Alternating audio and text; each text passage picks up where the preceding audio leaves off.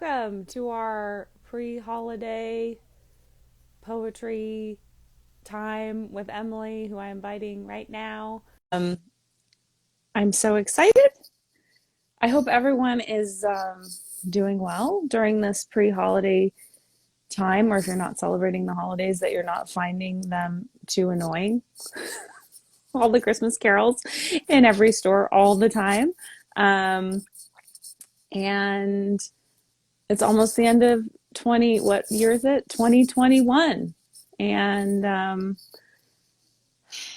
I here's to 2022 being a more hopeful year. And I'm just wishing all the best for everyone. And I've invited Emily, and I think it's happening. She should be here any moment. She is here, but it's just Emily, I've invited you, and it says you're unable to join. I'm inviting you again and hoping it works this time. Let's see. Yay! It just took a little while. I could like hear the whole thing. I'm sure you were really enjoying it. I was just saying I hope 2022 is, and I really had to check in my brain to make sure what year it was going to be before I said it out loud, because hmm that's how life and time feels right now. What year is it? How are you this morning, Emily? I'm good. I am good. Yes, my Christmas break has begun, so it's hard to complain when that has occurred. It's nice when you have a break. That is, when you're in freelance, like my husband and I, it's rare to have a break that you know is a break, and that you're Yeah. not just like looking for the next thing. So this is actually a break. So we're Mhm. enjoying the not feeling like we should be doing anything else, Beautiful.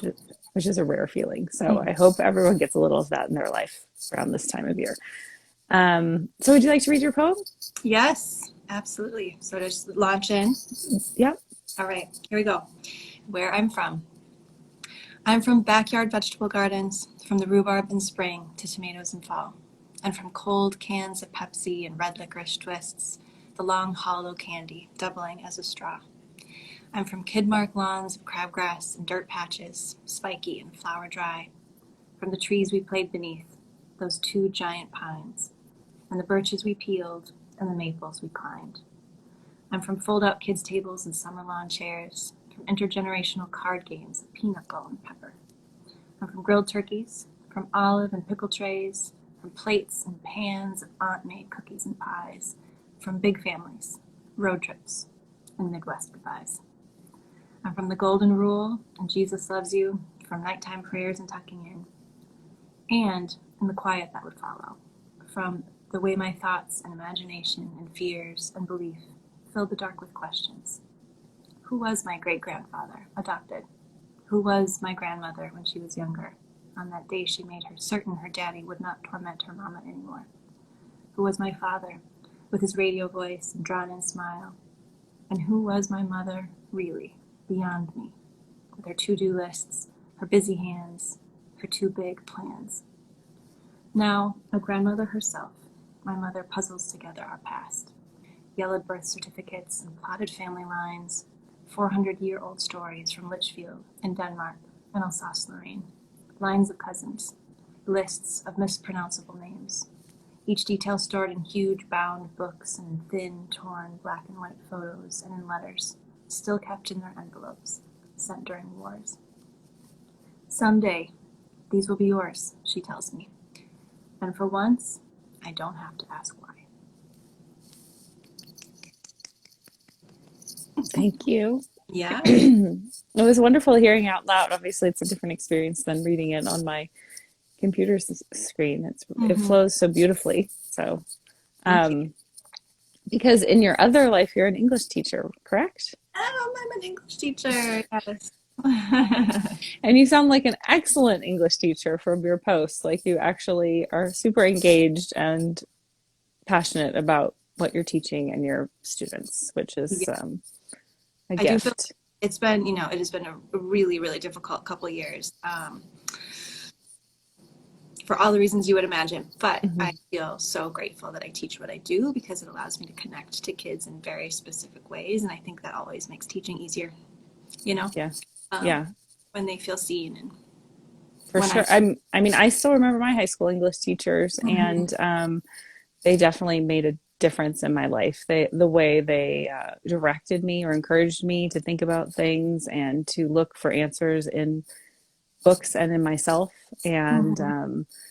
I definitely, reading has changed my life, the way I Yeah, see the world and experience it. And they were the first people who I felt like talked to me about books in a way that wasn't just like, so what was it about? You know, Mhm. but what was it about to me? Sure. Um, and that's a that's a paradigm shift in your teen soul. You know, it's like, oh, this isn't just about an intellectual exercise. This is actually about how it affects me. Yeah, Um, and not having guilt if some great piece of literature isn't for me, which up to that point it was like, well, if you aren't enjoying it, you're reading it wrong. right. um, I've been thinking a lot lately too. I catch myself reminding myself um, that for some of these students, it's the first time that they've thought like that, right? Like for me, mm-hmm, it's something that I've thought about for years now. And so to mm-hmm. have that recollection reminds me of Yeah, why it's worth, you know, working through the stack of essays and dealing with the stress. Those are important moments. and that feedback actually matters to Yeah. them. You know what to Mm-hmm. you, I'm guessing at times feels like a chore, Yes. to them is, especially to certain ones of them, Yeah. is incredibly meaningful. Mm-hmm. um, and how, yeah, it's a real, I personally feel, as many do, that teachers are grossly underpaid because the job you do is so important. Mm-hmm. um, and there's a lot of power being a teacher. It's I so think true. particularly if you're a really great one or a really terrible one. Mm-hmm. Yep, I remember my great ones and I remember my terrible one, and I talk about them and remind myself of them constantly as like Mm-hmm. beacons and warning signs. So Mm-hmm. yeah, absolutely. Mm-hmm. Yeah, so I'm sure a lot of people have wonderful memories about you. And with your poem, what did you feel like? Did you feel like a student at all writing it, Yeah, well, having a this is funny. prompt? This is the funny detail about this whole exercise is when you were doing this, I was like, oh yeah, the "Where I'm From" poem, because I've used this so many times in my classes, and that's one of the reasons why I think it's such an amazing prompt. Is you could use this with elementary school kids, with kids that don't even know how to write. You just like ask them the prompts, and they can write it down, and you'll have this really wonderful, delightful, insightful document from them. And you Mm-hmm. can do it with everybody up till like I'm imagining um, even older folks whose minds are struggling, right? Like these are details that they could still probably pull up. And I think that's, like I was saying, really the power of this particular prompt. So the initial draft of this I had written long ago as something that, here's this assignment, students, I'm going to write this with you. So I'd done Mm-hmm. that, and then I did when we connected, I went in and edited it a little bit. But yeah, it's always interesting to write within a structure, to write within confines and see where it goes. Mm-hmm.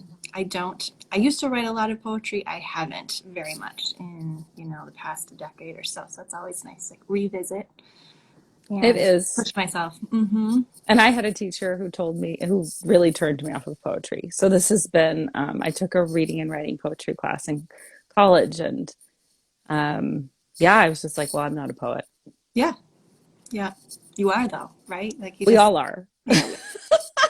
Which has Mm-hmm. been the joy of this experience, is like, I think there is this association with poetry that it's for higher minds, or more Or serious minds. um, that's where it always, I mean, sorry to be talking about this so much, but this is where it always opens up for my students, specifically for my freshmen, is we read poems and they get sometimes bogged down. Like, I don't know what this means, but the moment we start to write, right, like we model, then there's just like something that clicks for them, and they end up um, more than not feeling pulled toward that permission to express themselves. It's just such a different form. Essays can be so intimidating because they're so long, there's so many words, you have to like get the punctuation right. But with poetry, there's just this freedom that's really healthy. yeah. Over. Mm-hmm. And I'm hoping that Amanda Gorman and what she did at the inauguration and show and sort of made it more accessible to younger people and to people who don't feel included by Yeah, academia. absolutely. I think. Um, I, yeah, and it was interesting, like serious poets, how some of them were like, "Well, this isn't really," I know. and it really reminded me of how I felt as a person close to her age. Like, well, I'm not serious, so this isn't for me. Mm-hmm. What is serious? It's ridiculous. I, Yeah. I I mean, do you have these conversations with your students? Do they say those things out loud? Because I certainly held them inside. I don't know how often I articulated them at that age. So I teach freshmen and I teach seniors, and Oh, so wow. I do love being able to get them again as seniors and Mm-hmm. have them reflect on, what they thought they were good at when they were younger, and then when they're older and they're a little bit closer to like leaving home and they just have more of that self-reflection, they can absolutely go back and make those observations and give themselves again permission to be the poet they are, without feeling like they have to be. Yes, because I think one of the greatest functions of literature of any kind is helping the reader feel seen. And Yes. the more diverse voices that are being Mhm. shared, the more people are being seen. And I feel like that was not a conversation that was being had when I Yeah. was younger at all. It was just, I felt like there was so much encouragement to almost be a mimic of a certain type of writer, Mm-hmm. as opposed to finding your own voice. Yeah.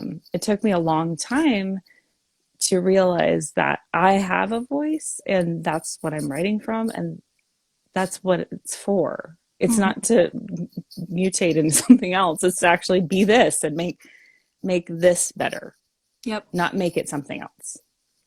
Um, Totally agree. Mm-hmm. I think for me, sorry, I'm moving my feet. Uh, it's funny too. I did this exercise with a middle school class that my child happens to be in, and Mm-hmm. it's fun. Like you say, it's good for any age, and Yep. it's very accessible. Um, and this should all be accessible. We all have something to say, And it's you good know. for people who don't consider themselves writers, even, right? So Mm-hmm.